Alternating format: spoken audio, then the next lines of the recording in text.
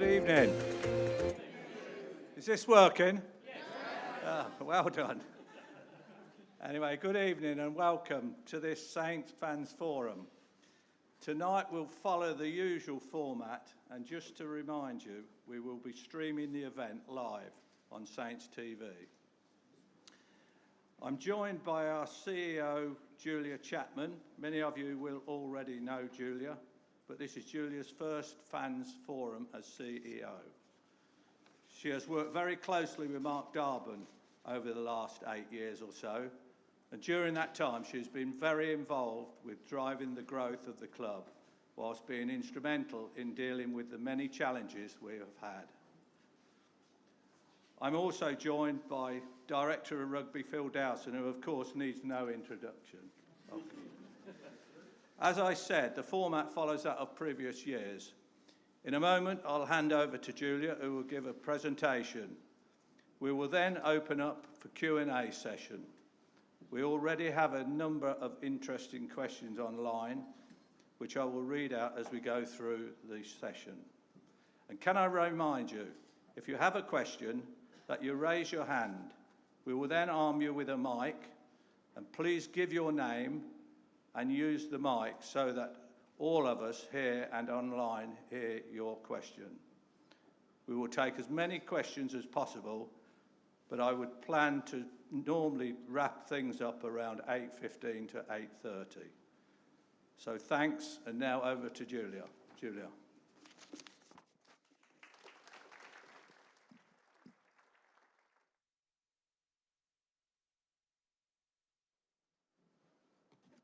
Thanks, John. Well, good evening, and thank you all for coming. So, as you know, this is my first supporter forum, and I think when I was appointed, I may have said that I was really looking forward to engaging with our supporters more. And seeing you all looking up at me this evening, I don't know what I was thinking when I said that.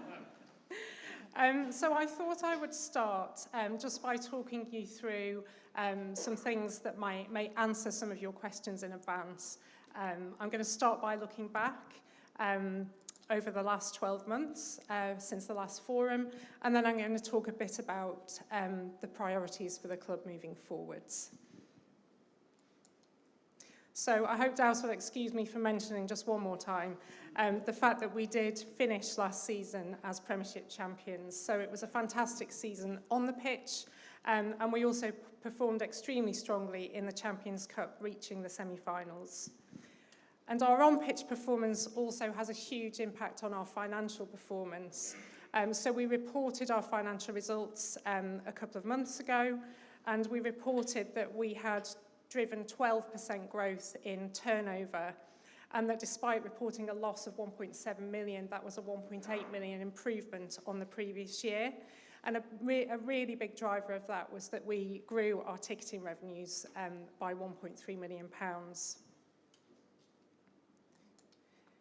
More broadly, last year we made great strides in developing our women's game. So we held all of our Loughborough Lightning matches here at Cinch Stadium at Franklin's Gardens.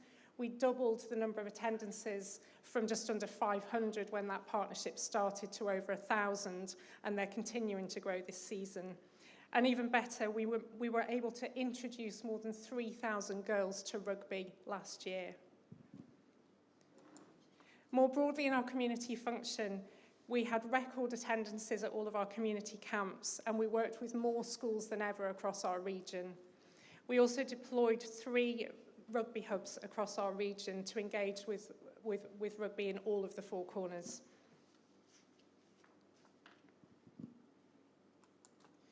We also saw a huge increase in our supporter base, so not only selling out more matches than in recent years, but tickets were selling faster, and there was a huge growth in our social media following. At Franklin's Gardens, we always aim to deliver the best matchday experience that we possibly can for our supporters. And it's really pleasing that this was independently validated by an auditor working on behalf of the league, who went around all of the clubs scoring on a range of metrics. And we came out top of that league table. But we never rest on our laurels, and there's always something that we can do better in that space. So noticing that there were a couple of clubs doing better than us on the warmth of welcome metrics, we were delighted to be able to reintroduce the halos, and we're really grateful to the Saints Supporters Club for enabling us to do that and for the fantastic impact that you've had. And I could not complete a review of last year without mentioning the fact that we launched a new visual identity for the club and a new crest. And we did that with a great deal of thought and a great deal of consideration. And I think it would be fair to say that the response was not unexpected. We know that some people were ambivalent, some people liked it, and some people really, really disliked it. A few months down the line, I think we're still confident that we made the right decision. We think it's really impactful, versatile, and it's been validated to some degree by the 25% increase in sales of kit that we've seen this year. And the fact that for the first time ever, we've had to reorder home shirts because we sold out a number of sizes well in advance of Christmas. So I'm going to move on now and look forward and talk about some of the things that we think are key priorities for the club. And you may have seen this or a version of this at previous forums because this is our long-term strategy. And this strategy has been in place since around 2017. We do reevaluate it every year, make sure we still think it's relevant, that it's the right set of priorities, and we've done that again since I've taken on this role, and we believe this is the right strategy for the club. So whilst we may have given it an update in presentation, the core strands of that strategy are still unchanged. I'm just going to talk through the three main pillars. So the first one of those is obviously rugby performance. And I think it would be fair to say that we are not the highest spending club when it comes to spend on our players. We obviously have to manage within our means, and that means that for a number of years we haven't spent up to the maximum that we're allowed to spend under the salary cap. But having said that, we have delivered some fantastic results on the pitch, so we are outperforming our level of spend. And how do we do that? And Dowson can obviously expand on this much better than I can, but for me, I think there are three really key elements. And number one is the players that we develop through our own academy and bringing those young players through, talented players into the squad that we've been able to grow ourselves in-house. I think we've got a really talented group of coaches and performance staff, and I think we've got a fantastic culture within our squad where every member, whether they're an international or whether they're a new academy graduate, knows that they play a really critical role in the on-pitch effort. And our results this season have been mixed, but in the Premiership Rugby Cup, we are unbeaten and we are sitting at the top of our group, and I think we're feeling pretty hopeful about that competition. In the Champions Cup, we've won 2 out of 3, and again, we're top of our group, and we have secured a place in the round of 16, and we just need a win against Munster this weekend for that to be a home fixture.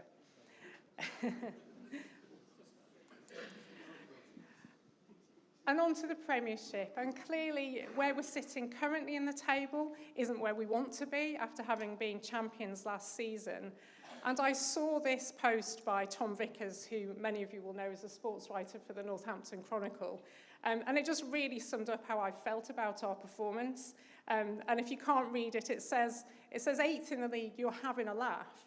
And I think really what he's saying there is our performances don't really seem to tally with our position. We have shown that we can beat any team in that league if we're performing the way we know we can. But we do need to find consistency. Now, there are only 10 points separating us from the second place team in the league at the moment, so we've still got everything to play for, that we probably haven't made our lives easy. The next pillar of that strategy is financial sustainability, and this is going to be on the minds of anyone who is involved in running a Premiership rugby club at the moment. I don't know whether any of you know what this number is, but rather than making you guess, I'm going to tell you that that's the combined losses of all of the Premiership rugby clubs for the 22-23 season.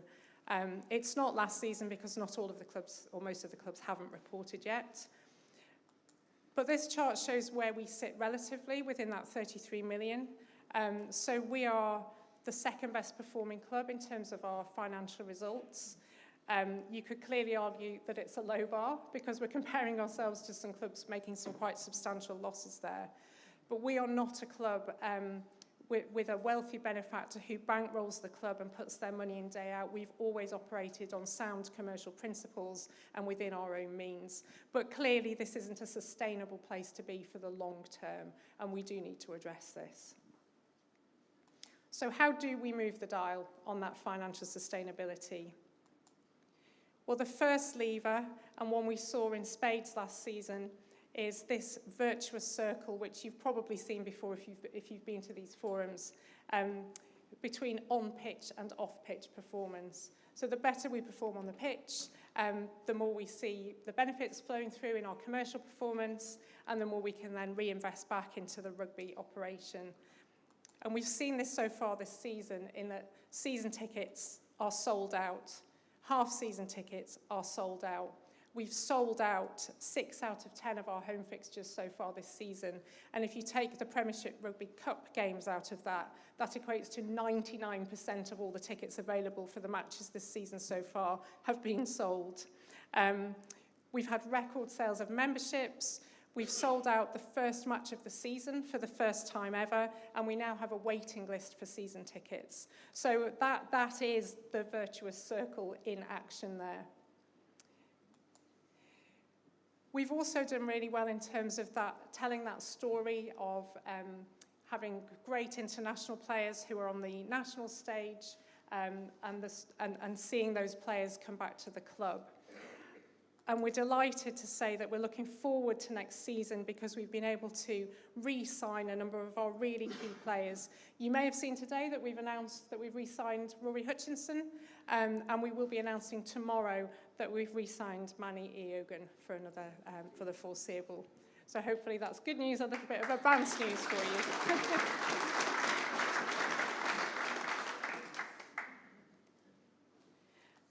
The second lever, and one that you've no doubt heard us talk about before, is audience growth. And the reason we've talked about it before, and we'll probably continue to talk about it for a number of years, is it's probably the single biggest thing that we need to do as a sport. And we talk about it often because it's hard, it's important, and it's not going to be done overnight. I'm just going to show, and also the answer is not obvious. This is something where there are a multitude of different things that we need to do, and they all form a small part of an overall jigsaw when it comes to audience growth. And why is it important? So the first reason is that rugby union is a really small sport. Only 15% of adults who class themselves as sports watchers watch rugby union. Secondly, the sport has a troubling age profile in that it's one of the oldest sports, with over 70% of rugby union supporters being over the age of 35, and the lowest proportion of 16 to 24-year-olds of any sport. It's also not diverse, so the rugby union audience does not represent the population, and it doesn't represent our local community in its entirety. And it's critical because it's the key to growing commercial revenues, broadcast revenues, sponsorship revenues, because the more people who are watching and engaging with our sport, the more valuable all of those properties become. So what do we know about how to grow the audience? Well, the first thing we know is that fandoms are made by 14. And what does that mean exactly? It means engage supporters while they're young and they'll stay with you. If you attend rugby by the age of 14, you are 60% more likely to watch sport and to watch rugby on a weekly basis. So that under 14 audience is really critical for us. And you may see us doing some things to attract families and younger people into our stadium, and this is the reason why. And the other aspect of this is not forgetting our existing supporters. So our existing supporters continue to be the most important audience for us because you're already engaged with us and you're already coming to our matches. So making sure that we're still catering for you and listening to you is critical. But we are also needing to do some things that will appeal to a broader fan base. So whilst not alienating our existing supporters, we want to try new things, and we want to make sure that our matchday experience is appealing for a wide range of people. And that's why you'll see us doing things like the light show and Bernie's Diner and family-themed match for the Coventry game.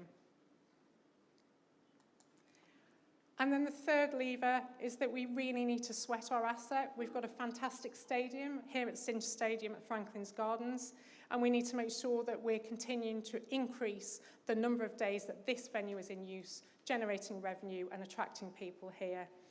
So there's just a selection of things that we've done here at the venue, from graduations to Bite Street to concerts to dinners, and it's really important that we continue to expand that roster of events. And then the third strategic pillar is we talk about community, and what we talk about here is having a positive sporting, social and environmental impact.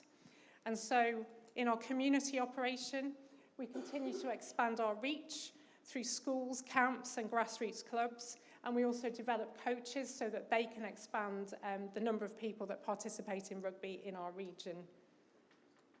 Our wheelchair rugby team is continuing to build on its success from last season. So they finished third in the National League and first in the inaugural Fives competition. They are running the Great British Wheelchair Rugby National Junior Programme for the second year.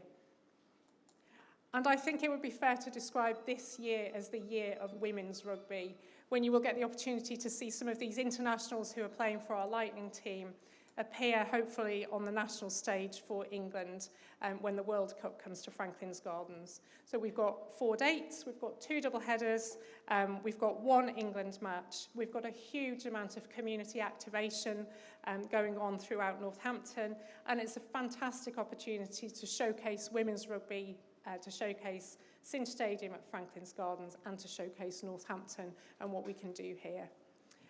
So that's all I was going to talk about this evening, and then I think we're going to move on to the Q&A. So thank you very much.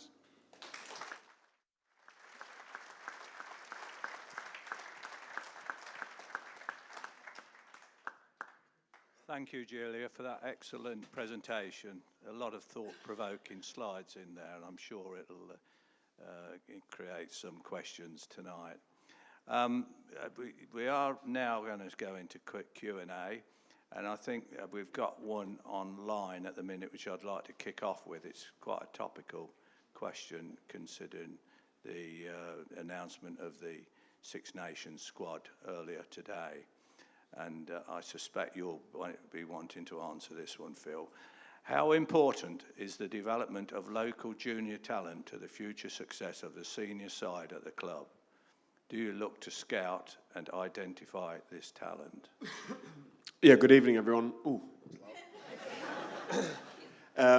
Yeah, I mean, Julia alluded to it, and I think everybody knows in terms of how important our academy is to the success of the rugby club. For lots of reasons, in terms of how we develop the individuals, the amount of time and effort we put into their playing programme as they come through, and the success we've had over it with, which is represented by the team that Steve Borthwick's picked today for England.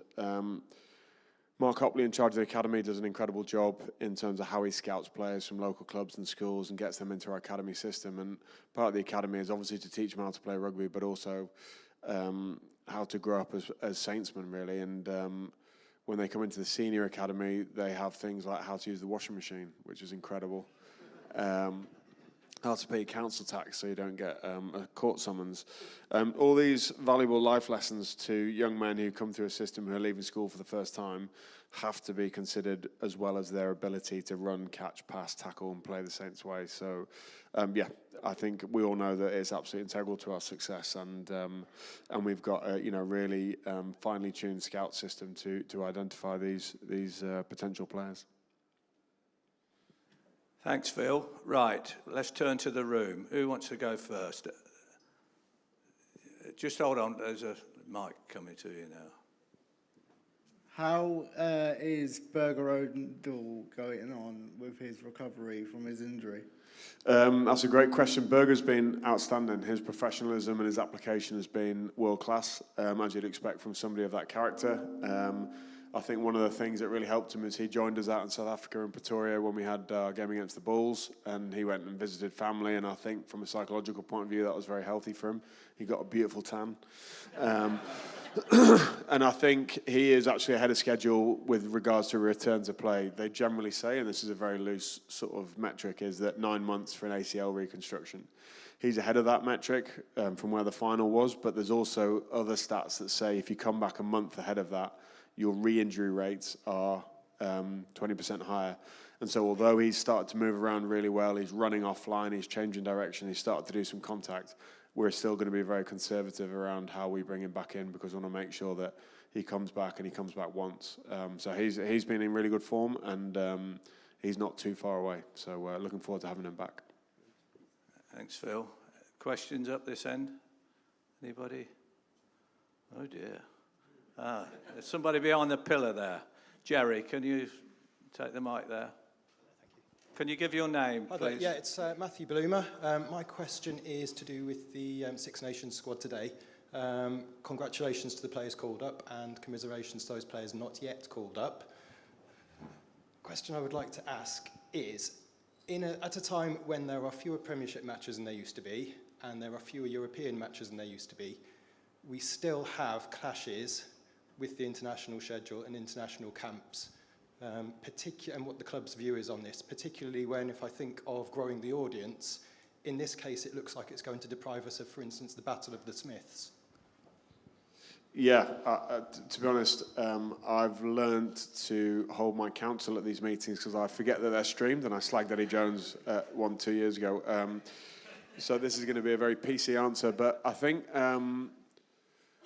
I agree with you. They talked about the new structure of the season being uncongested or deconflicted or whatever they wanted to say, but it still is, and it still is, relatively heavily.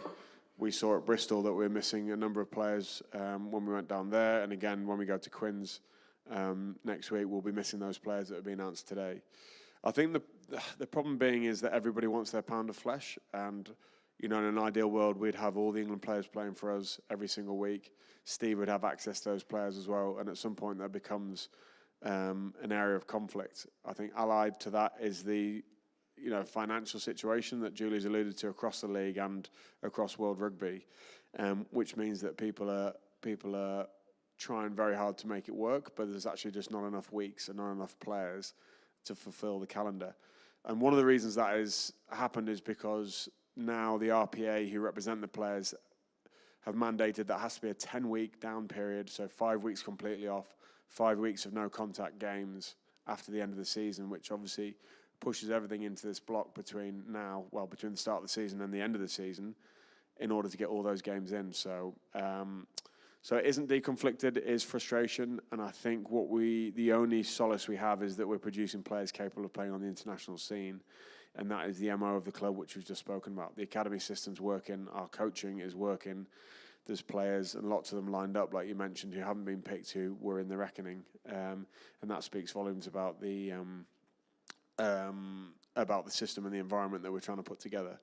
So that's the one positive. I think it is a frustration that we won't see Finn Smith against Marcus Smith in a big shootout. I think that is one of the fallbacks of the league, but as yet there hasn't been anyone smart enough to come up with a solution.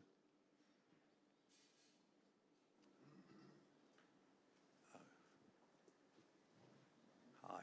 This one's trouble. I'm Liz Saunders, Chairman of the Saint Supporters Club, but my question is about the final fixture of the season, and can somebody influence the fixture elves so that we finish the season at home sometime, please? Because it's not happened for a couple of seasons and it's a bit frustrating. See, it wasn't trouble at all, that one. I think that's one for our new chief executive to sort out. Would you like to say a few words about that?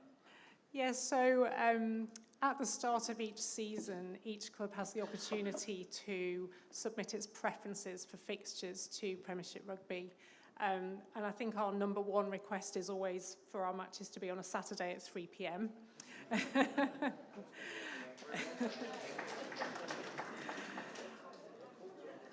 And they then have the task of scheduling around, there are some clubs who have planning constraints around Friday night games. There are the TV companies who want to stream as many matches as they can over the course of the weekend. So that means a Friday, 3 different time slots on a Saturday and a Sunday. And then they have all of the preferences that the clubs have submitted to accommodate. So we do try where we can, but at the end of the day, sometimes we just have to take the hand that we're dealt when it comes to fixtures. Right, Julia, there's an online question which, keep your microphone, you need it. From Kevin Nichols, how long before we return to profitability? Where are we along the 5-year plan? So we constantly revise and revisit our 5-year plan. So I think when we get asked where are we against the 5-year plan, I guess it depends on what your starting point is. But pre-COVID, we had a 5-year plan that plotted a return to profitability over the time frame of that plan. And clearly, COVID and a number of things that have happened since then have impacted on that quite dramatically. So not just COVID, but the fact that 3 clubs went under off the back of that, and then that there's been some quite significant change at league level in terms of the level of the broadcast deal. So it's a constantly moving feast. In terms of where we are at the moment, we obviously have to make a large number of assumptions in our plan, and we'll look at different possible scenarios. We have a 5-year plan that plots a return to profitability over that time frame, but I would just point out that there are a large number of assumptions, and I'm not sure past history is a reliable predictor of what's going to happen in the future. So we'll wait and see. But we certainly have a plan to get there. And the other thing that we do extremely well is we use a long planning horizon. So we have advanced visibility of any issues coming our way, and we always take action before anything becomes serious. Thank you. Chris. Thank you. My name's Chris Davis, and I've got another finance question. But I say so in the context of that virtuous circle that you can see and feel, you can touch it, and the stability and continuity at board level, your own role. You steered as finance director, Julia, through some very stormy weathers. And I think we should acknowledge that, because it really is important when you see the demise of some of the clubs. You know, whatever we have to think or say, at least we have a club to follow. And I saw a lot of media coverage sort of in the autumn about Middle Eastern money investing in rugby. I mean, when you look at the parlour state of rugby union as a whole, I was worried about that, to be honest. I mean, the RFU, in my view, right now are not leading by example, and we've got problems, you know, at national level. The fact that we're making progress as we are, as you say, with a huge amount of uncertainty and different scenarios to think through, is really quite commendable in a very fluid environment. So long story short, thank you for what you're doing. Thank you for the continuity at board level. Thank you, Phil, for all you're doing in bringing brilliant players through within the financial envelope we've got. But what are these rumours about Middle Eastern money possibly coming in? Because frankly, as a fan, I'm concerned about that. Yeah, so there were some rumours last year, and I think it's fair to say that there were some conversations going on across the league more broadly about potential investment into the sport. It never got to the point where there was a concrete proposal on the table, and it's all sort of seems to have petered out, and there's been nothing since. So that would be the first thing to say. I think the other thing, though, to say is that I think we would be sort of negligent in our duties if we didn't consider all opportunities for investment into the sport. So I don't think we could sit here now and say absolutely never would we consider investment. Clearly there's always going to be a moral consideration there as well. You know, I mean, one of the things that we value about rugby is its values, and we need to make sure that whatever we did was consistent with that. But I don't think, so I think the answer is there's nothing going on live at the moment, but if something did come up in the future, I think we'd at least want to hear more. Yeah, okay, Chris. Yeah, thank you. Marianne Avery, I've actually got two questions. One was about, I didn't hear you mention, Julie, about the hotel, where we might be with that. And the other one was about our scrum coach. What are our future plans? Right, one each there. Do you want to go first? No. Give Julia. Not about the hotel. So I do Go hotel. on then, yeah. So the hotel, yes, so this project I would describe as a slow burn, but it's still alive, and where we're at with it is we've had a couple of meetings with the council, an initial sort of kick-off meeting, and then a sort of pre-planning discussion with them. They're extremely positive, extremely supportive of the idea of having a hotel here at the front of the stadium. Where we're at with it is there's been some initial designs done, which we've talked to the council about. They need to go back for some refinement. And once everybody's comfortable from a pre-planning point of view, we will submit a planning application, but it is taking some time. The scrum coach question is a tough one based on the fact that I think Matt Ferguson's done a fantastic job, and made more difficult by the fact that I'm very close to them, and I've obviously coached them over a long period of time. But I think Chris had mentioned the stability of the club, and the same thing that happens. Sometimes the stability of an environment also then has to be wary of becoming stale. And I think it needs fresh ideas and a fresh narrative and a fresh input. And I felt that someone, if we take Manny Ogan, for example, who we've obviously re-signed, he's only ever been coached by Ferg, and I think sometimes there needs to be a difference in terms of what we're doing, and I felt that was the right decision to make. And it's and I'll use the word crappy. It's a crappy situation to be in, because I've got a lot of respect for Ferg, and I know that he'll go on to do great things at another club.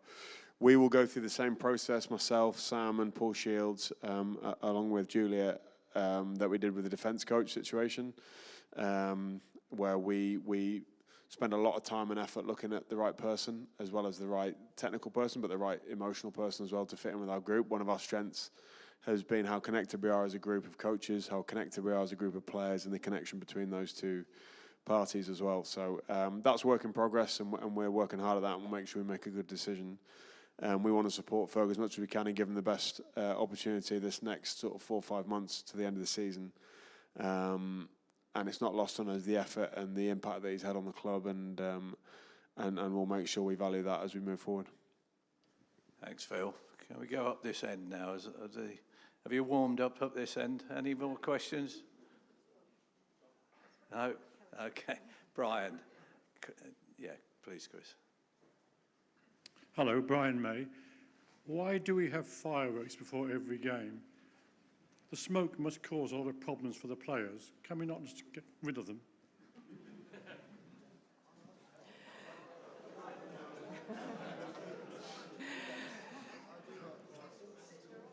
So I think, as with many things that we do at a match day, there's mixed views on the fireworks, and it's always going to be really difficult to keep everybody happy. We like the atmosphere that the fireworks create. It creates a great sort of entrance onto the pitch to the players, and a real moment of drama at the start of the match. We don't know whether it gives us a performance advantage, but anything that we can do to really kind of let the opposing team know they're in the home of the black, green and gold is not a bad thing. But we have tried some other things as well. We don't always have the fireworks, and we did introduce the light show this year. So we will be continuing to do that on occasion when the light conditions and it's dark exactly. So I think it goes back to what we were saying earlier, is that we want to make sure that people are coming to Franklin's Gardens and having a great experience, and that there is something for everyone. And we know that not everything is going to keep everyone happy, but we are quite fond of the fireworks.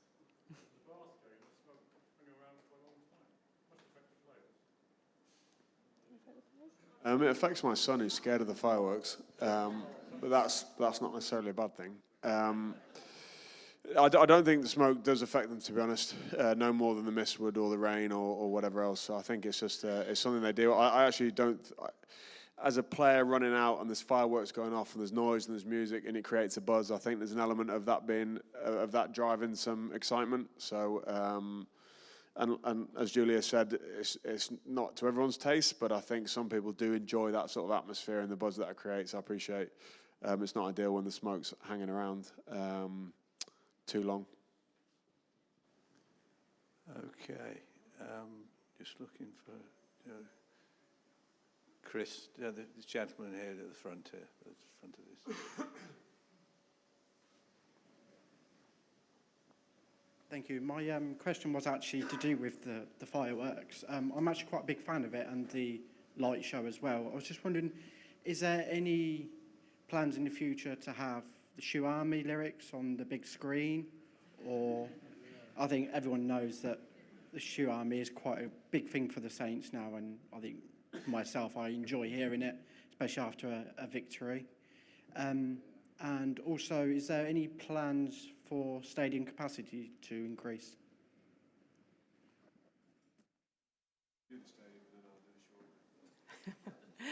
Okay, I'll take the stadium question first. So at the moment, we have no plans to expand the capacity of Cinch Stadium at Franklin's Gardens. I think firstly because we're quite a constrained site, so the outer boundary of our site is already quite close to the houses on a couple of sides, and to go up you need to go back, which means going outside of our footprint, which is not feasible at the moment. I think the other thing is that although we have seen a real uptick in the number of sold out matches, we are still some way from selling out every game consistently at Franklin's Gardens, and so for a project that's going to be as costly as expanding the stadium capacity, we'd need to be really confident that we were going to be able to fill it on an ongoing basis. So I think not now. But if we got to the point where we're consistently selling out and it actually felt the stadium wasn't big enough, then I guess, you know, we would certainly look at it at that point. As far as the post-match song, when I played here, we used to have a song that was very un-PC. That just wouldn't play on social media nowadays, and so we actually spent a bit of time trying to come up with a song, and I wrote the lyrics to Chris Boyd's song that Chris Boyd immediately vetoed. And Lee Daggett, who played cricket for Northamptonshire, he said that they sang the song, the song that the rugby players sing now, and so do the football. So I think that's actually quite a nice tie-in in terms of how that happens. If you'd like me to get you a copy of the words, Alex Coles sends them to all the new players. And I'm pretty sure there's a few players like Joan Augustus who still doesn't know the words. But one of the things that I do think is, which is tangible, is you can hear the crowd. Whatever noise that you guys are making, whatever noise is in the stadium, it is tangible. And I think back to the Bath game when it got tight and it got ugly and the crowd struck up because you know there's a feeling that the team needs something. That's honestly, as a coach, certainly as a coach, is really noticeable, and that has a huge impact on how we play. It has a huge impact on how we respond, particularly at home, and also seeing when we get off the bus in Stad and seeing the fans there, the number of fans that had made that journey. It's a thank you, effectively, to say that it does have an impact and the players love it. It's a good place to play based on that.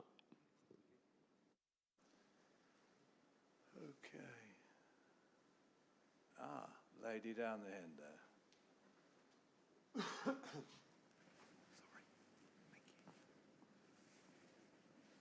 Thank you. Hi, my name's Sarah. We've been season supporters for a good few years now. We sit in the Cinch/Carlsberg stand. The players play absolutely great, and obviously all the staff behind everything is really, really good. What we are finding is you've got two big screens at the bottom end. Is there any chance that we could have a big screen at our end? Because we do struggle to see the big screen at the bottom end.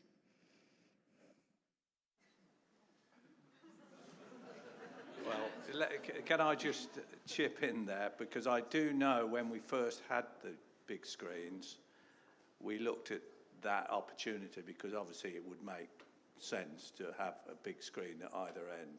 And frankly, given the structure of the stadium, it would not work. That may well have changed for whatever reason. But certainly we did look at it, and we wanted to do that, but we couldn't accommodate it within the structure.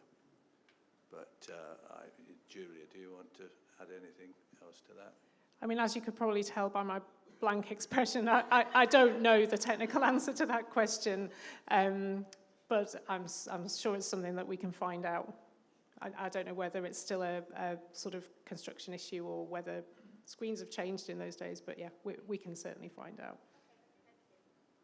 Okay. Oh, hang on. They've got some up this end there. Oh, we've got a barrage of them there.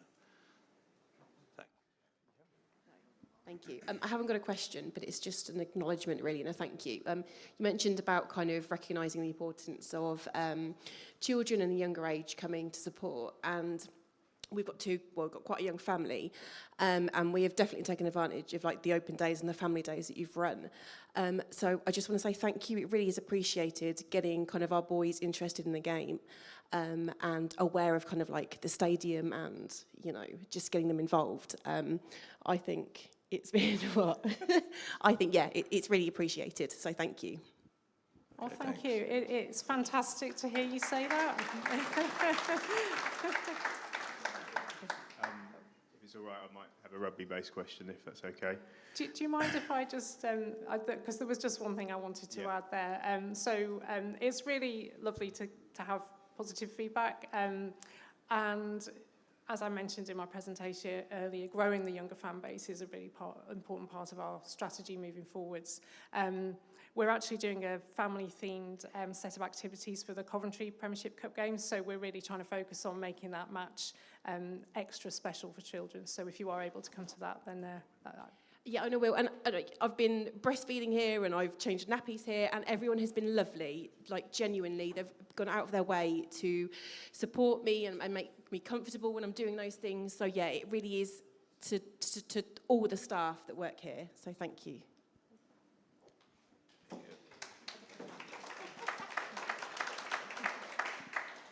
Yeah, thank you. Sorry, it's just a quick one, really. In terms of our playing style, it's been absolutely fantastic watching it. And I just wanted to know, sometimes in our games, we do start playing fast and loose, and suddenly things get slightly away from us. I didn't know whether that's just a result of our game plan, or you think it might be something to do with on-the-field leadership at that time. How would you define fast and loose, sorry? I suppose it's just sometimes our decision making when we're trying to chase a game, we can tend to maybe over chase it, and then there's kicks that get charged down, interceptions, and suddenly we're 3 tries up and we're back to level pegging and things like that. And it's just sometimes you feel like we're in the stadium, you know, we're absolutely, you know, 3 tries up against Bath. It was a fantastic feeling, but we always felt that there's a moment in a game where it feels like the momentum is changing. Of course, they're a great team. It's just, I'm just wanted to know when we start seeing that momentum slightly changing, we still play the same way, and sometimes that can lead us into a little bit of a trap, it feels, but I don't know what your thoughts on that is. I have very strong thoughts, only because, you know, a lot of sometimes, and I'll talk about generally, and then I'll come back to your point, if you don't mind. So basically, it sometimes frustrates me when I watch football, for example, and they say they've got no plan B. Nobody's got a plan B. Because as soon as you have a plan B, you're immediately undermining your plan A. And all you're doing with plan A is you're hammering it home, so it's habit, so it's natural, so it's unconscious. We actually don't want the players thinking out there. We want them just going to their training. Stay aggressive, stay present, do the next job, don't worry about the scoreline, do what you think the right thing to do is. And so when people go, oh, they've got no plan B, they should park the bus, I say absolutely not. Because as soon as you go from trying to win a game to trying not to lose a game, guess what happens? So that as a general, that's a general principle that I would hold in sport, and I might be absolutely wrong, but that's how I would run it. We've got plan A, and plan B is run plan A better and harder and more aggressively. So on the flip side of that is when momentum shifts, and this is a massive, and you're saying there about leadership, and I'd use the word experience probably more than leadership, because I think we've got some good leaders, but because of, and I can talk a little bit if you want to ask a question around it, around recruitment and our business model in terms of where that experience goes and how that works. is sometimes momentum does shift. And sometimes Bath are allowed to be really good, and they will score twice, and one of them might be a charge down, and that might just be the way life goes. The next most important thing is the next thing. And so I think you said there, we're trying to get the lads to make good decisions every time they touch the ball. Now, Alex Mitchell has a lot more decisions than Henry Pollock has to make, but we still want Alex Mitchell to be making good decisions, regardless of the scoreline, because we believe in our game plan. And so basically, what we're trying to do is make them so resolute in their mind that actually, if we're 40 points up or 40 points down, the decision shouldn't change. If the space is there, run into it. If it's not, let's kick and let's make sure we relieve pressure. Those decisions don't change, but obviously human psychology, pressure, fatigue, all those sorts of things come into play. And that's the joy of it. That is the joy of it, because that is the joy. Because if, honestly, I'm telling you right now, you might not believe me, if we played Newcastle every week and won by 60 points, you wouldn't come. Because, I'm a Newcastle United fan, it's brutal. But what we want to do is we want to be winning those games by 60 points, and then the following week want to win by a point, and then we want to beat Stad away from home. We want to do all those things, but the whole point is it's supposed to be tough. And I think we've got a young group who want to play the game, like you said, want to play it the right way. And sometimes it does get a bit frantic and a bit loose, but I also think that's natural as well. That was my take on it.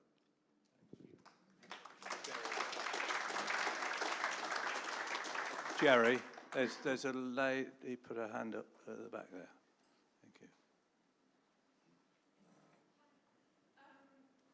I'm an ambulatory wheelchair user, and I've attended games both walking and in a wheelchair, but I've found things are harder to access in my wheelchair than anything else. So I was wondering if it would be possible to have more disability access to things.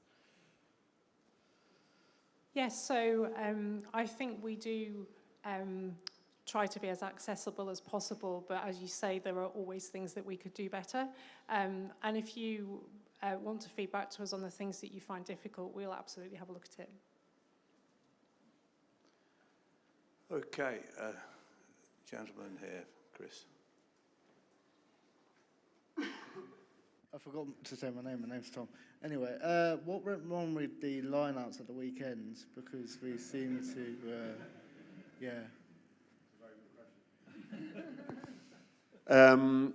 we went through a period of time where we lost 5 lineouts on the bounce in a 20-minute period, and that was also a period where I think we're down at to 14 men. Answer it. Answer it on the microphone now. And I think, and again, I'll go back to the experience, and I don't know if anyone remembers a Bristol game where Alex Coles had a similar situation where he couldn't. The opposition are allowed to change their D. We have a plan that we go in against Stad, and we can win the ball here. We're going to throw the ball on this guy. This guy won't jump as quick as Josh Kemeny, so we're going to have a jump ball here, just a clean race. And then they pick a different team. Then they have a different D. And it's up to Tom Lockett to try and make decisions immediately on the hoof, and to do it with a hooker who's only been in the environment for 3-4 weeks, with Ed Prowse, who's making his first European. There's all these sorts of stresses which I've just mentioned before, and it gets away from you. And then you think, I've lost 3 on the bounce, can't afford to lose this one. And as soon as you think that, that's when it goes to pieces. So what I would say is that Alex Coles is an infinitely better line-out caller. Now he's had that experience. Now he's had a moment in a game where it's all gone to pieces, and he's sat down with James Craig or with me or with Ferg or whoever and taken the lessons out of that. Tom Lockett's experience in those 25 minutes will be the making of him as a line-out caller, will be a massive string to his bow in terms of that experience. He said he's going to have nightmares about McAloo's hands coming up in front of him because he's like, how did he get there? I don't know how he got there. And then you watch it. It's really easy watching it from the sideline because you're not emotionally, your heart rate's not going at 160 and you're not, bleeding. And so as a coaching group, we're like, why is he called that? But it's really easy because I can rewind it 3 times and I can see the space and I can understand the system they're running. When he's looking at it live and the referee's going, hurry up, and they're shouting in French, and Prowse is looking at him to make a call, that's when the pressure's on. And we didn't deal with that at the weekend. And that's what you sometimes get. And that's where the experience comes in, which is why it's so integral to have those moments and sit down with Tom afterwards and go, that wasn't great. What are we going to do next time better? And that's where the growth, and that's what we've been so good at as a coaching group, is to allow these lads to make really big mistakes and then go for it again. We've got another question online, which I'll read out from Bob Mabbott. Could you reconsider the end of season ceremony for players leaving the club? Last year it was done in the middle of the pitch rather than in the church's stand, and we could not see what was happening.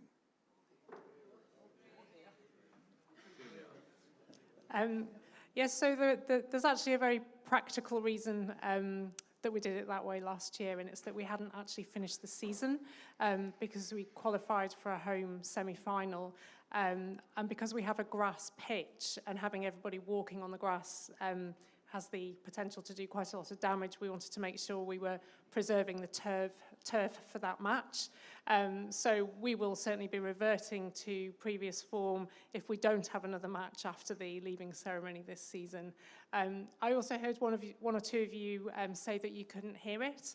I would say that we are aware that our PA system last season was not firing on all cylinders. So we had replaced the PA system, or at least the speaker hardware part of it at the start of the season. But without going into too much technical detail, there's another part of the system, which is the sort of behind the scenes part, if you like, which had some issues which took us a long time to identify and resolve. And it did make it a lot harder to hear that leaving ceremony, which was really unfortunate.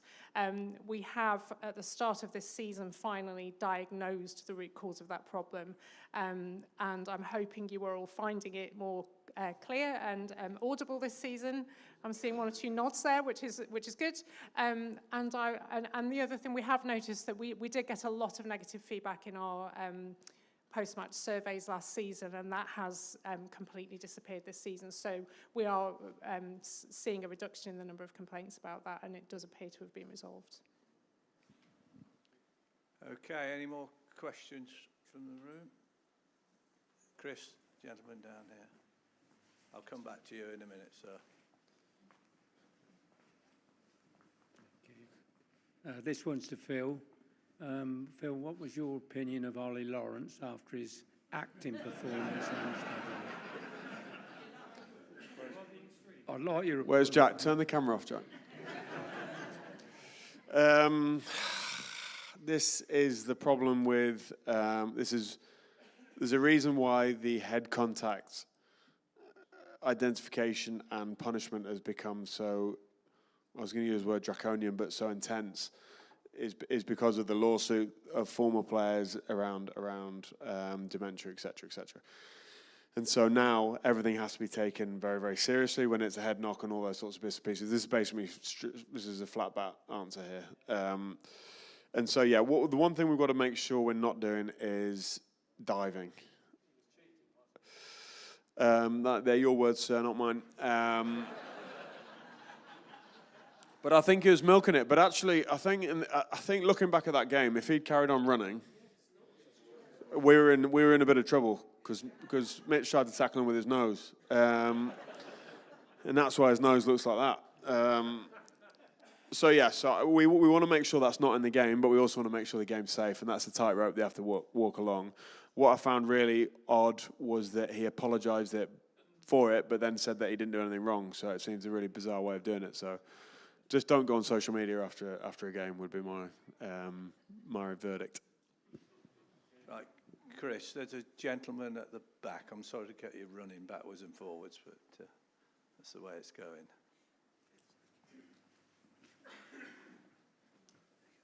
Thank you. Chris Harris, we sit in the Carlsberg stand, and the PA system is, from our perspective, certainly a lot better this year. But we continually have problems with RefLink not starting up consistently at the beginning of the match. We consistently have problems with RefLink as well. Don't say what you want to hear. No, it's a fantastic facility, and it's really worth... Well, I enjoy it, and I provide a local commentary for those who don't want an earpiece. But it quite often just doesn't boot up for 5-10 minutes until we're into the game. I don't know if anything can be done about that, please.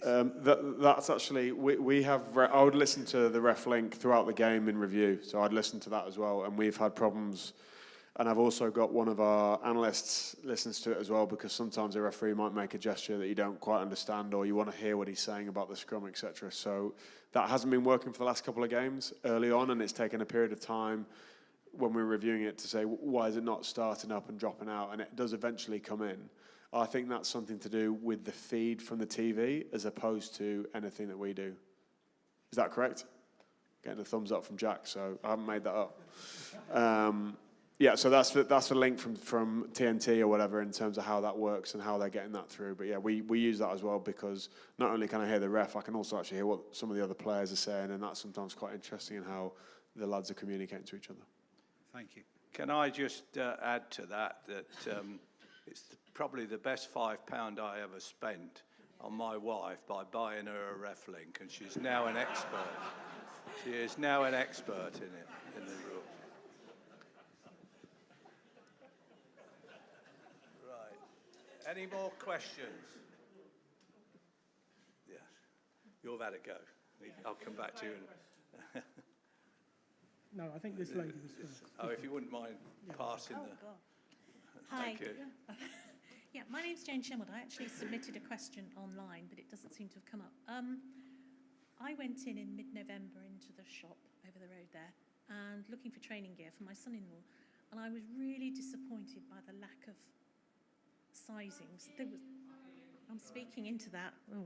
I was really disappointed in the lack of sizes in the club shop. There seemed to be very little.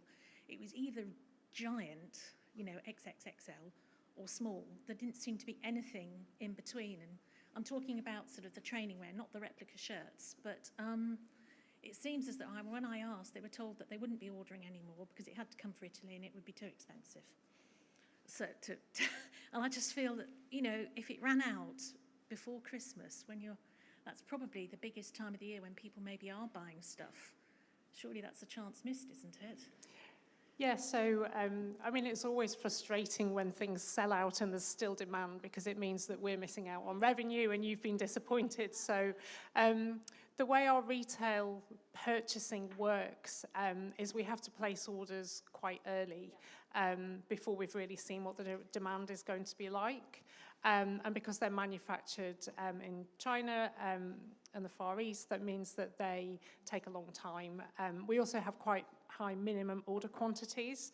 So if you reorder something, there's a minimum that you have to order, which is way in excess of what you'd probably need at that stage of the season. What we do is we look at the lines that have sold and been most popular over previous seasons. So we've got a good idea of the mix of sizes and lines that are going to be in demand, and we try to order the right quantities, but it's quite difficult if something does sell out to then bring it back in. And I would say that, without the risk of derision, that we did see significantly higher sales. So our sales in the first part of the season were 25% up, and whether that was because people wanted to buy merch with the new crest on, or whether it was off the back of the previous season's success on the pitch, or a bit of both, then the demand did surprise us as well at the start of the season. Yeah, I think that nobody's more disappointed than us when that sort of thing happens. Well, yeah. Well, perhaps I'll have to be careful what I say, because I was going on to say that several years ago we used to have to write off a lot of stock that we couldn't sell. So it's a fine. I'm sure it was after your time. Yes, I'm sure it's after your time. But that's an example of, if we get it wrong the other way, then we're more than disappointed. We have to write off a lot of cash. Sorry, Chris, are you ready for another question? Very quick question, please, to Phil about player. How's Sam Graham doing? And do we have a likely timescale as to when he could be back, like the question about Berger? The best news about today, well, there's two elements of today that were very pleasing. One, it's Henry Pollock's birthday. No, he's 20 and he got a load of abuse, so that was good. And two, it was the last day that Robbie had crutches today, Robbie Smith. So he got rid of his crutches today. Sam Graham, Robbie had a really bad injury that required 3 operations, and so he's really he's really going through it. And so for him to get rid of his crutches at this point is excellent. Sam Graham, a lot like Berger Odendahl, has applied himself as you'd expect. He's a top man, and he's racing through that. But again, with that injury, it's not going to be this season. So we look forward to having him effectively back as a new player next season. And he, knowing Sam, and I know a lot of you will know Sam, he'll be incredibly driven and desperate to make up for lost time. But he's in a good place, and he's, one of the things you talk about with injuries is when it first happens, everyone's around you and everyone's messaging you, and you get loads of support. And then 4 months into a 9-month injury, you're kind of the forgotten man in the gym where people wave and go, "You right, Sam?" And it becomes a bit lonely and a bit dull and a bit repetitive. But he's, so it's always good to have something outside of rugby, regardless if you're injured or not, it's to have something outside of rugby. And he's a chef, and so he's got into barbecuing, and he's doing all sorts of bits and pieces around the culinary side. So he's keeping his brain active, and he's finding things to occupy himself. Sorry, we've got one online here from Oliver Ringsby Burgess. How do you envisage the relationship between Saints and Lightning developing in the future? So I think that the women's game has got similar challenges to the men's game in many respects. It's a very fledgling sport, so it's clearly smaller in terms of audience and in scale. But aside from that, the women's game needs to grow its audience. It needs to make sure it's financially sustainable. It needs to perform well on and off the pitch, and that's what we're doing with our relationship with Loughborough Lightning at the moment. It's difficult to say exactly how that relationship is going to evolve in the future, but we're just really focused on helping that game grow as much as possible, because the whole conversation about the next phase of that relationship becomes easier. And the fact that we've got the Women's World Cup coming here to Cinch Stadium at Franklin's Gardens later on this year is a really exciting moment for the women's sport, and we're hoping that will create a really great halo effect to kick the women's game on. Sorry? Yeah, Chris, can you, down at the end there, right at the back there. And then, sir, we'll come to you in a moment. Yeah, thank you. Accepting the very real financial challenges and the ageing demographic not helping, guilty as charged. Over the next 6 to 12 months, what is the main focus in terms of strengthening the squad? I wouldn't say there was a singular focus in terms of that. Recruitment is a consistently moving target, and that happens because of injuries and because of form as well, and bits and pieces. So the most important thing that we started with this season was the renewals, effectively getting guys who are in the environment signed on again. And I think the slide that Julia showed right at the start with those players who have re-signed has been excellent. I think we're very, very selective and careful around who we do bring into the environment, and we're going through that process at the moment, and this takes a huge amount of time and effort from Paul Shields and all the other coaches to make sure we're recruiting both the right qualities from a playing point of view, but also the right person. So yeah, we've got some irons in the fire in a couple of positions, but fundamentally we rely on our academy producing players. We rely on developing those guys coming through the system. And we make sure we sort our own house out first before we bring people in. So yeah, that's an ongoing problem, and it probably gives me and Julia and Paul Shields more headaches than anything else. But as anyone knows in business, it's the people in the business that make it work, and we want to make sure we have the right people in. Chris, can you just come forward to the gentleman with a ported shirt on? Right, that's it. Hiya, Stuart Copeland here. Appreciating the need for the game to expand and widen its audience and generate more cash, how did the European League end up with Premier Sports? That's definitely Julia, by the way. It's a good question. Julia will answer it.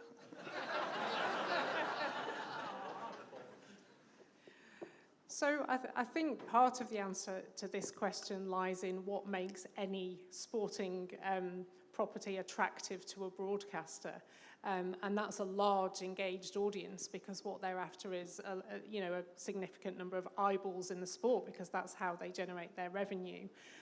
So I think part of the answer to that question is that there was not a big enough, engaged enough audience in EPCR at the time that those negotiations were taking place. I think the answer to that is the competition needs to grow and needs to become more engaging. My personal view is that the competition lost a bit of its shine because it became quite complex to understand. And I think the format changed and changed again over a number of years, which kind of lost engagement for some of our supporters. I think the competition now, it's in the same format as it was last year. It's relatively easy to understand now. I think there are some fantastic games. And I think Saints has done particularly well out of the competition last season and this season so far. And if it continues to go in that direction, and if it continues to gain new audiences, then when the next TV negotiations are taking place, hopefully they'll be able to get a better deal. I don't think the tournament's benefited from format changes.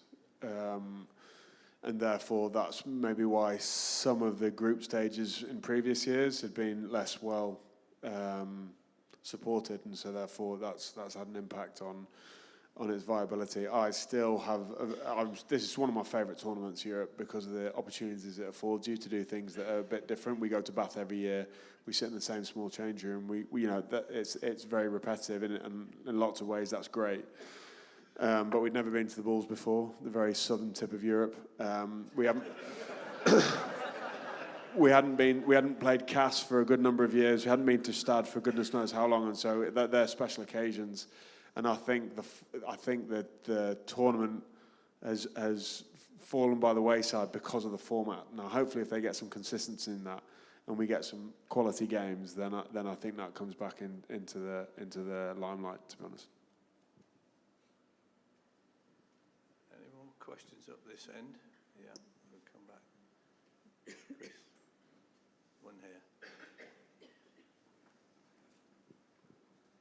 Yes, Phil, it was just another player injury question. I saw today that Furbank is on the rehab for England list. Do you get any say whether he stays here for his rehab or goes off to England? Yeah, I think that rehab list is just publicised so that you know who's injured and who would probably have been in that squad and who isn't. He'll continue to do all his rehab here. He won't go into England camp other than to sort of check in and see Steve and catch up. So he'll do his rehab continuing here. He did ask me for a day off over the next couple of weeks, sometime during the PRC, so he could do something for the Captain America film launch. And again, I have to mention my son again. He's a massive Captain America fan, so I said, if you bring back some merch, then we can probably make it work. If it's in stock, obviously.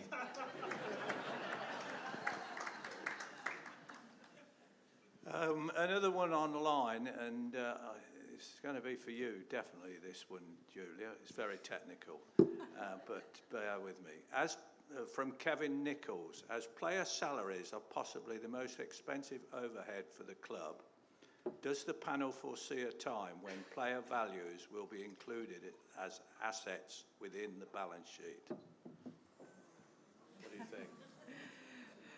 Well, firstly, Kevin, I completely agree with you that our players are one of our biggest assets, if not our biggest asset.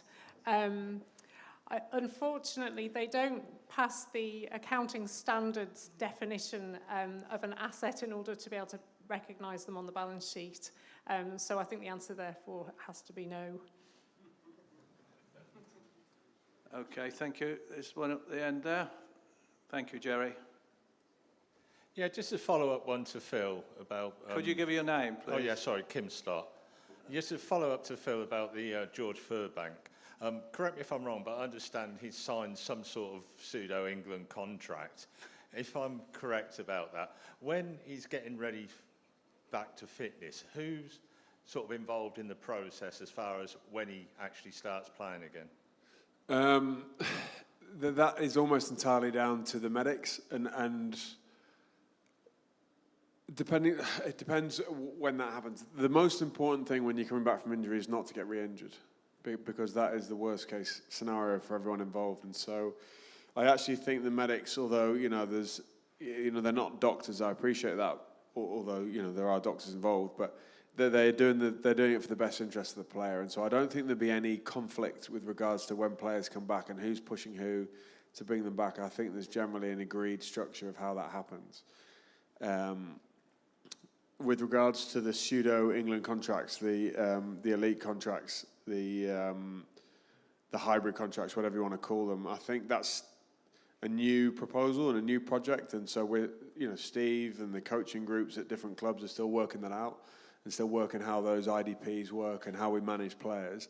There haven't, from my experience, haven't been any direct conflicts where Steve said he can't play this week because I want to keep him fit. When that happens, it's supposed to go to an independent, arbitrator. Yeah, arbiter. Anyone else? It goes to an independent panel. And it's supposed to get sorted out that way. So, but that's the concern, is that I think everyone has the player in mind. Everyone has the best intent for the players.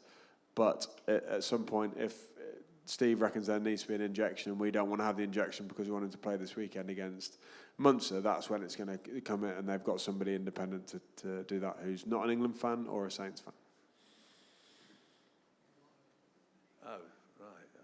Yes, please, Jerry. Hi, Roy Chase. This is a question for Phil. How do the players and your coaching staff deal with the constant law variations that have gone on this year? We started off the year, got part-way through, got to the Six Nations, and all of a sudden you're not allowed to block. You never were, but all of a sudden they start enforcing it. And then we get into January and there's another set of law variations come in. I think it's the first time that I can remember that they've changed things mid-season for no apparent reason, and they just want to tinker. What are your thoughts on this? I agree. It's mental to me. I don't know in any other sport where it happens. Now, there's sports where they trial things in pre-season. I know AFL do that. I know the NFL do that, where they trial different things to try and get the game moving for a certain reason. But to do it mid-season, to implement it through different leagues, to do it through different referees of different nationalities who are refereeing at different levels is bonkers as far as I'm concerned, because you're trying to change the players' habits. I just said we want to go out there and not have the players think because they're so in tune with how they train, etc. And then you move the goalposts. It's honestly bizarre. And I think also if we're trying to grow the audience, we need to simplify, not complicate. We need to make it a simpler game to follow so that somebody who's never seen the game before goes, well, what is swimming through a maul? Where is the offside line? What does tackler rolling away mean? And all these sorts of things. It's bizarre. So I think we need to simplify and we need to referee the rules we've got currently. This is my personal feeling that nobody would ever listen to from World Rugby. And simplify it rather than adding certain things in. Now, we need to speed the game up. We need to get the ball in play more often, which is all things that we as a club believe in, and play a game that people can enjoy and skill elements to it, as opposed to slowing it down and be a slow death. I don't think there's a professional sport in the world where the ball in play, the actual game going live, is less than half the time of the game. An 80-minute game, ball in play is around about 37 minutes, which means more than half the time you're not watching sport. You're watching a reset scrum, or players walk around, or Ollie Lawrence fall on the floor, or... So there's a serious point there. If we want to grow the game because every club's losing money and we want more people to enjoy it as a spectacle and it's one of the best team games out there, we need to get out of the way of ourselves and stop tinkering, referee the offside line properly, referee the breakdown properly, and let's play. So I watch games now and I dread watching certain teams in the Premiership because I've got to watch 3-4 games of drudgery.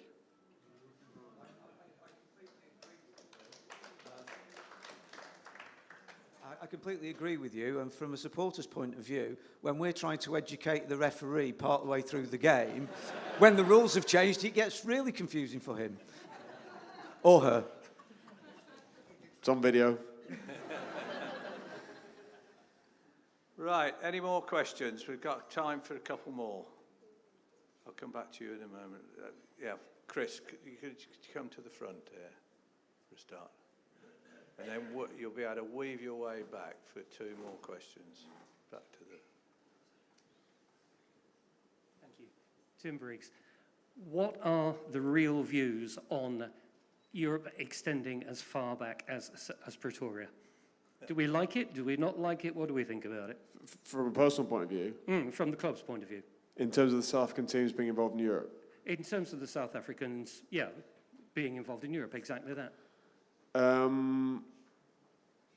I love it, to be honest. I grew up watching Super Rugby and watching the Blue Bulls and the Stormers and the Sharks. I was lucky enough to go out there when Boydie sent me out there for CPD and to learn my trade as a coach. Some of the best players in the world, clearly, with World Cup winners, are playing in South Africa. And as a group, we had a week out there where we bonded and we learned a lot and we spent some time together, which we hadn't done for a long period of time because pre-season trips aren't necessarily what they used to be. So I think it's a good thing for the competition because it's some of the best players in the world. I think it's a great experience for some of these players. You know, I sit on the airplane next to somebody and he's never flown outside of Europe before. And so you land in South Africa and it's different and it's an education, and I think that's a great experience for players who might not have had that opportunity before to go and do that. So I made a tongue-in-cheek joke about it. But as a playing group, Europe allows you to experience things differently. You know, it's not Bath away, it's not Sale away, it's not home to Gloucester. It's, the Bulls. Where's that? And I think that's exciting for the group. I don't know, Julia came on that trip, so she might be able to add something to that. I suppose I would add a couple of things on the South African teams being included. I think, firstly, it would be difficult for them not to be included, given that they're part of the URC. So to have some teams in that league included and some not would be a challenge. I think that, as Phil says, there's been, it's an attraction for some of the players. I heard James Ram being interviewed on the Saints show the other week, and he was talking about the opportunity to go on these trips as something that he was really excited and looking forward to. And the other thing I would say is that the South Africans bring some real commercial benefits into the competition. So, they've got a strong following, they've got a really engaged sponsor that they've brought into the game. So there is that element of it as well. The one thing I would say that we need to be careful of is we can't then have second teams turning up, because in our quarter-final last year it was drab because it wasn't their first team. So I think there's a balance in how it's scheduled and taking into account travel time. But I think as a general principle, I like having them in the tournament. Right, Chris. Okay. Hello. This question is about the ref radio. Can we have Graham and Lenny on the ref radio for BBC Radio Northampton so we can hear them when we're in the stadium? So I don't know whether Jack can help me out here, how many channels we can have, or whether there's any broadcasting restrictions around what we can put on there.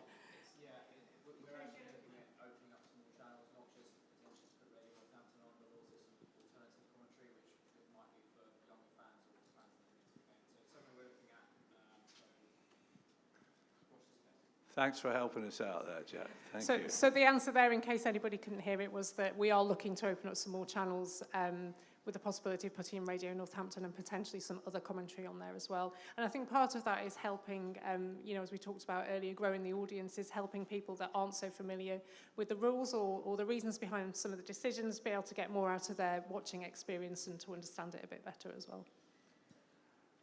One last online question, and then I'll just come back to the floor. Does the club still favour a 10-team premiership? By implication, does the club also favour the league being ring-fenced? What are your views on the requirements placed upon aspiring championship clubs to come up to the premiership? So there's 2 or 3 questions there. I'm glad we saved the easy ones to the last. So does the club still favour a 10-team premiership? So I think with all of these questions that there are two sides to the answer. So I think when we had a bigger Premiership, we had a lot more issues with clashes and conflicts with the international game, and I think removing some of those overlaps has been really positive. Clearly, we wouldn't have chosen to get to a 10-team league the way that we have through clubs going under. Sorry, would you mind just putting that last question back, because there were 3 parts to it? Thank you. But I think where we are with a 10-team league is we've got a really fantastic competition. There's lots of jeopardy. The games have been exciting, and we've had 5 different winners in the 5 last seasons. So I think it's in a really good place where it is at the moment. I don't necessarily think that by implication that means we favour the league being ring-fenced. I mean, the league is not ring-fenced at the moment, but there are clearly some hurdles that any team wanting to be promoted has to be able to navigate. From a supporter point of view, clearly it adds excitement and it adds jeopardy if there's promotion and relegation. But I think also we have to be realistic that it's brutally difficult to survive in the Premiership. And if you have only got a small stadium and you're not, we've got a 15,000-seater stadium, we've got some financial commercial partners, we're selling out on a regular basis, we've got a thriving conference and events business, and we still can't make ends meet here. So I think some of those rules are in place to make sure that clubs that come up can thrive and not just be in survival mode. So I think hopefully that answers all 3 parts of the question. Yes, it does. Yep, thanks. Right, any more questions? Oh, right. Right, these will be the last 2 then, okay. My name's Mark. I just wanted to know how George Hendy is, and also inquire as to how you kind of deal with the mental frustration the player must get coming back and being re-injured so quickly. Yeah, I mean, one of my comments is that the medical door is a revolving door, so as soon as one guy comes out, there's going to be another one going in. George had a problem with his shoulder. He's touch and go for this weekend. Hopefully, if it's not this weekend, it'll be next weekend. So yeah, frustrating, but also the nature of the beast. And I think we saw last weekend the strength and depth that the squad have, although we were shorn of lots and lots of players, particularly in the second row position. Ed Prowse having switched positions, I thought was excellent in lots of different ways. And so that gives us the opportunity to see where some of these lads are at by playing. The game's brutal, and we're very lucky to have a very good medical staff, and I think we get the most out of the players, and we try and manage them as well in terms of how many minutes they play and how they're making sure they're fresh effectively. So yeah, frustrating, very frustrating, and but it's always been thus, I think. Okay, you had the first question, and now you've got the last question. Well done. My question is about scrum caps. Like, can the shop make like a scrum cap with the Saints logo on and the Saints colours? Because I think that will sell out good, and I quite like it, to be fair. I will put it to our head of retail and see what he thinks. I can't think of any reason why not. Okay, unless anybody's got a desperate question they want to ask. Oh, there is one. Go on then. Dean Stannard. One for you, Phil. Coming up to Saturday's game with Munster, just wondered what your communication channels were like with Chris Boyd, and have you also made sure he knows where to sit? Nil. No, we're obviously taking a little bit back and forth on messages and stuff. Frighteningly, I don't know if any of you remember our team manager, Maurice Hartree, who's now back in Limerick. He's staying with him. And so his alcohol consumption of both of them will have gone up quite considerably. And on Saturday night after the game, he's staying with Sam Bestie, so we're hoping to catch up with him after the game properly. Chris was great for the coaching group, and we still message, talking about families and talking about anything other than rugby a lot of the time, particularly now that he's working for the enemy. Right, I'm afraid we must pull it to an end, and I think that's probably a good note to finish on as well. So thank you all for coming along, and I hope you've had an interesting time and we've answered your questions thoroughly. Thank you.